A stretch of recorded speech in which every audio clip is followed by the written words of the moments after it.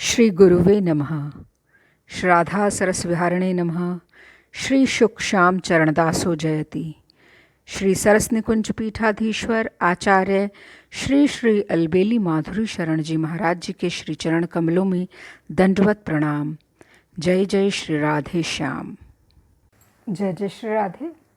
प्रस्तुत है डॉक्टर अवध बिहारी लाल कपूर द्वारा रचित ग्रंथ ब्रज के भक्त से श्री कृपा सिंधु दास बाबा जी का चरित्र। श्री कृपा सिंधु दास बाबा जी, वृंदावन। चट्टग्राम पूर्व बंगाल के प्रसिद्ध वैद्य और भक्त श्री कार्तिक चंद्र ने एक दिन घर के लोगों को एकत्र कर कहा, मेरे जीवन की संध्या आ पहुंची है। 1 साल बाद सूर्यास्त हो जाएगा। मुझे आज से नित्य हरि कीर्तन सुनाया करो। उस समय श्री कार्तिक चंद्र जी पूर्ण स्वस्थ थे और उनकी अवस्था भी बहुत अधिक नहीं हुई थी, इसलिए किसी ने उनकी बात का विश्वास नहीं किया। उनके चारों पुत्र इस सोच विचार में पड़ गए कि कीर्तन प्रारंभ कर देने की पिता की आज्ञा का पालन करें या ना करें। यदि दूसरे लोगों को कीर्तन के कारण का पता चल गया तो वे हंसी करेंगे, कहेंगे कि लड़के अच्छे भले पिता की मृत्यु मना रहे हैं, क्योंकि हमारे गांव में लोग कीर्तन तभी करते हैं जब किसी की मृत्यु आने को होती है। फिर यदि पिताजी की मृत्यु सचमुच हो गई तो लोग कहेंगे कि हमने उनके मरने का कीर्तन कर उन्हें मार दिया। यदि ना हुई तो पिताजी समेत हम सब मूर्ख कहे जाएंगे। श्री कार्तिक चंद्र के तीसरे लड़के श्री कृष्णदास उन्हीं के समान भक्तिपरायण और सुबोध थे। उन्होंने कहा, आप लोग वृथा सोच विचार में पड़े हैं। सब जानते हैं कि पिताजी की बात मिथ्या नहीं होती। यदि उनकी मृत्यु ना हुई तो लोग कहेंगे कि हमारे कीर्तन के प्रभाव से उनका संकट टल गया। यदि हो गई तो पिताजी की सद्गति होगी और लोग उनकी आज्ञा का पालन करने के लिए हमारी प्रशंसा करेंगे। फिर इस शुभ कार्य में हम इस बात की चिंता ही क्यों करें कि लोग क्या कहेंगे। लोग प्रशंसा करें या निंदा, पिताजी मरें या जीवित रहें, हमारे कीर्तन से प्रभु तो प्रसन्न होंगे ही। हम उनकी प्रसन्नता के लिए कीर्तन करेंगे। बस वे जुट गए कीर्तन की व्यवस्था में। संध्या समय नित्य 2 घंटे खोड़ कर ताल के साथ कीर्तन होने लगा। धीरे धीरे 1 वर्ष व्यतीत होने को आया। कार्तिक मास प्रारंभ हुआ। कार्तिक के आरंभ होते ही कीर्तन अखंड रूप से किया जाने लगा। गोपाष्टमी के दिन श्री कार्तिक चंद्र ने गांव के लोगों को संध्या समय विशेष कीर्तन के लिए आमंत्रित किया। घर के लोगों को खा पी कर कीर्तन के लिए प्रस्तुत होने को कहा। 4-4 खोल करताल के साथ 3 दलों का कीर्तन होने लगा। कीर्तन की तुमुल ध्वनि से आकाश मुखरित हो उठा।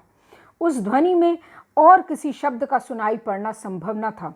उसी समय कार्तिक चंद्र ने कृष्णदास को इशारे से निकट बुलाकर कुछ आज्ञा दी। कृष्णदास ने तुरंत आज्ञा का पालन किया। उन्हें चारपाई से नीचे उतारकर स्नान कराया, 12 तिलक धारण कराए, ठाकुर का चरणामृत पिलाया, ब्रजरथ छाती से लगाई और योग पीठ का चित्र उनके सामने विराजमान किया। चित्र को अपलक देखते देखते उन्होंने देह को छोड़ दिया। पिता के देहावसन के पश्चात कृष्णदास ने भी संसार त्याग कर भजन करने का निश्चय किया। उनकी अवस्था उस समय केवल 17 वर्ष की थी। वे मैट्रिक पास कर चुके थे। भाइयों की इच्छा थी कि उन्हें उच्च शिक्षा के लिए किसी कॉलेज में भर्ती कराया जाए, पर कृष्णदास अपना निश्चय बदलना नहीं चाहते थे। भाइयों से इसके विषय में कुछ कहना भी नहीं चाहते थे। एक दिन वे किसी बहाने घर से निकले और रेल से श्रीधाम पुरी की यात्रा को चल दिए।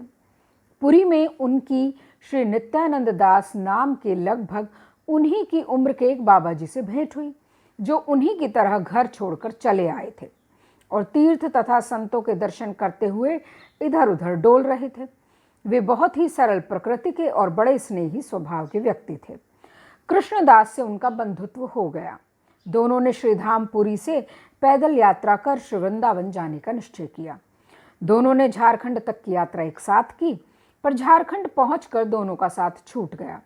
नित्यानंद दास का आवेश कीर्तन में अधिक था, कृष्णदास का स्मरण में। मार्ग में कहीं सुंदर कीर्तन होता देख नित्यानंद वहीं रह गए। कृष्णदास वृंदावन के पथ पर आगे अग्रसर हुए। वृंदावन पहुंचकर वे झाड़ू मंडल में ठहरे और वेश ग्रहण करने के लिए योग्य गुरु की खोज करने लगे। मंत्र दीक्षा वे घर पर रहते ही श्री गोविंदानंद गोस्वामी से ले चुके थे।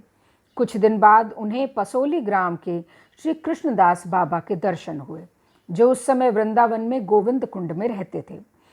उनसे विधिवत वेश ग्रहण किया। नाम हुआ श्री कृपा सिंधु दास। वेश लेकर वे ब्रज के गांवों में भजन करने चले गए। कुछ दिन जैत के पास भरतिया ग्राम में रहे, फिर भदावल में श्री गोपाल दास बाबा के पास रहकर उनकी सेवा करने लगे। उस समय पंडित रामकृष्ण दास बाबा जी महाराज कुसुम सरोवर के पास श्याम कुटी में भजन करते थे। उनका स्वास्थ्य ठीक नहीं चल रहा था। उन्हें एक योग्य सेवक की आवश्यकता थी। गोपाल दास बाबा को जब इसका पता चला तो उन्होंने कृपा सिंधु दास बाबा को उनकी सेवा में भेज दिया। कृपा सिंधु दास बाबा बड़ी तन्मयता से उनकी सेवा करने लगे। पंडित बाबा जब स्वस्थ हो गए तो कृपा सिंधु दास से गोपाल दास बाबा के पास लौट जाने को कहा। गोपाल दास बाबा ने उन्हें सदा के लिए पंडित बाबा के पास रहकर उनकी सेवा करने की आज्ञा की थी, पर पंडित बाबा स्वस्थ अवस्था में किसी से अपनी सेवा नहीं कराना चाहते थे। कृपा सिंधु दास बाबा का असाधारण सेवा भाव देख उन्हें इस बात का भय हुआ कि उनके निकट रहने से उनकी निरपेक्षता की हानि होगी। कृपा सिंधु दास बाबा धर्म संकट में पड़ गए। वे गोपाल दास बाबा की आज्ञा का पालन करें या पंडित बाबा की? पंडित बाबा की सेवा में उनके मन प्राण सदा के लिए उलझ चुके थे, इसलिए उन्होंने उनकी आज्ञा को अनसुनी कर दिया। पंडित बाबा ने जब फिर उनसे चले जाने को कहा तो वे बोले, मैं आपका शिष्य तो हूँ नहीं जो आपकी आज्ञा मानूं। मैं नहीं जाऊंगा, आपसे कुछ सीखने आया हूँ। लोग पूछेंगे कि पंडित बाबा से क्या सीखा, तो क्या कहूँगा? यही कि कोई आर्त भाव से तुम्हारे पास आए कुछ सीखने, उसकी अवहेलना करो और कह दो चले जाओ यहाँ से। मैंने आपसे सीखी है निरपेक्षता, इसलिए मैं निरपेक्ष भाव से यहाँ रहूँगा, आपकी आज्ञा की भी उपेक्षा कर रहूँगा।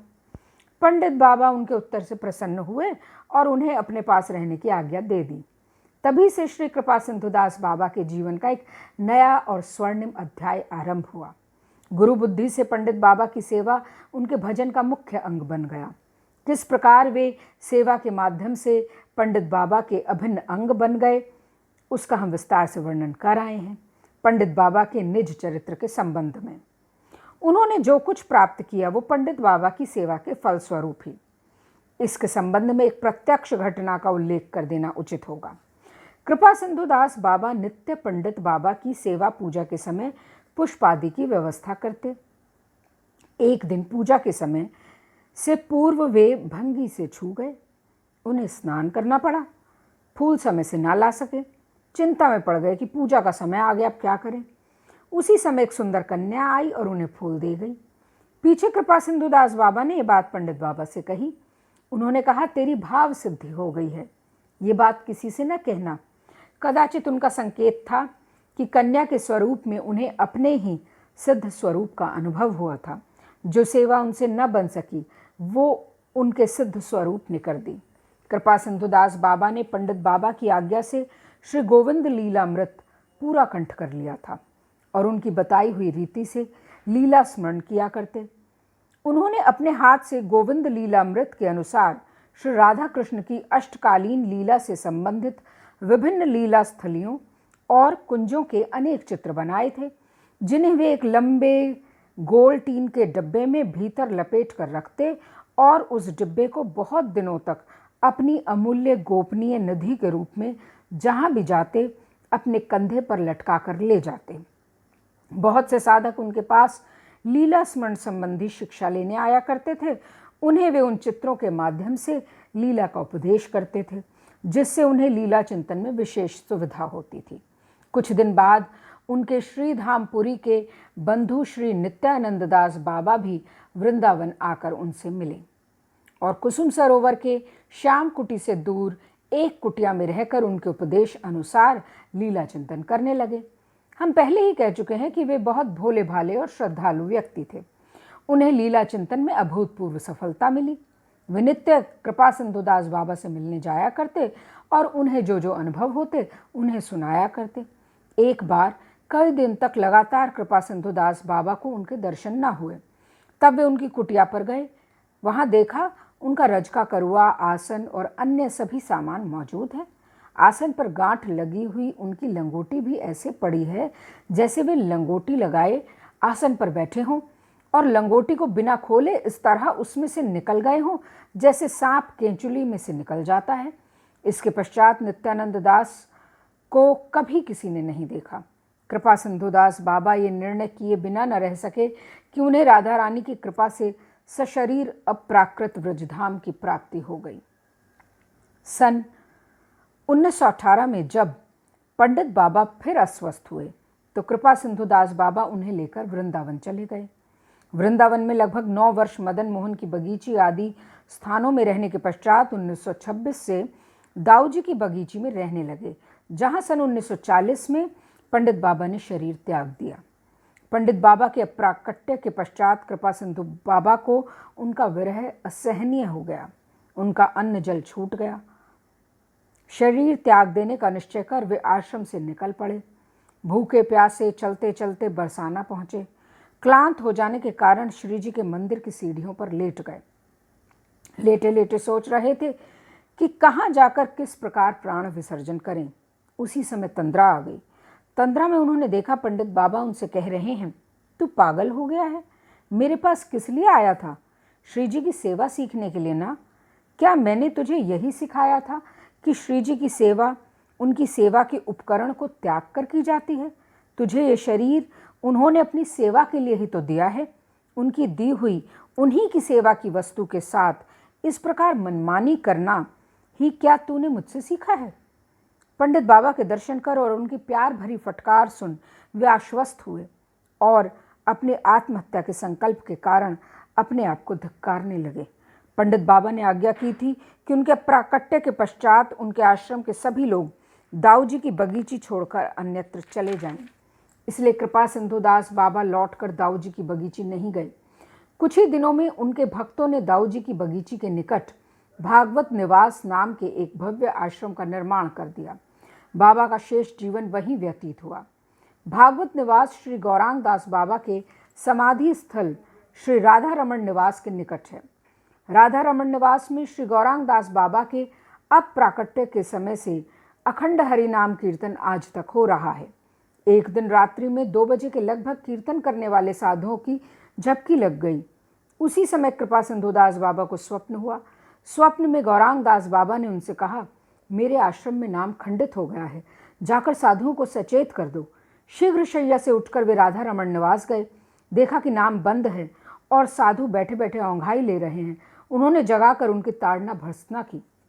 जब से बाबा भागवत निवास में रहने लगे उन्होंने अन्न त्याग दिया, मधुकरी को जाना भी बंद कर दिया, केवल दूध पर रहने लगे। वे नित्य रात्रि में 1 बजे शैया त्याग देते, स्नान आदि कर भजन में बैठ जाते और मध्याह्न 12 बजे तक भजन करते रहते। 12 बजे स्नान कर गिरधारी जी की सेवा करते, फिर दूध पीकर विश्राम करते। कुछ देर विश्राम कर फिर भजन में बैठ जाते। बाबा की भजन क्रिया का मुख्य अंग था नाम जप सहित अष्टयाम लीला स्मरण। वे संध्या का समय जिज्ञासु साधकों के लिए खाली रखते। जो लोग उनके पास भजन संबंधी उपदेश ग्रहण करने आते उन्हें उपदेश देते। शेष अवस्था में बाबा के पास दर्शनार्थी बहुत आने लगे। शिष्य सेवक भी बहुत एकत्र हो गए। वे भागवत निवास के कोलाहलपूर्ण वातावरण से ऊब गए। इसलिए उन्होंने संकेत वट पर श्री गोपाल भट्ट गोस्वामी की भजन कुटी के निकट एक छोटे से संकेत बिहारी के मंदिर का निर्माण किया। उसमें संकेत बिहारी की मूर्ति की प्रतिष्ठा करा। वहां जाकर रहने की व्यवस्था करने लगे। सब तैयारी हो गई। उनका आसन भी वहां पहुंचा दिया गया। दूसरे दिन पौष शुक्ला दशमी संवत 2029 को संकेत वट जाना था। गए भी, पर शरीर वृंदावन में छोड़ गए।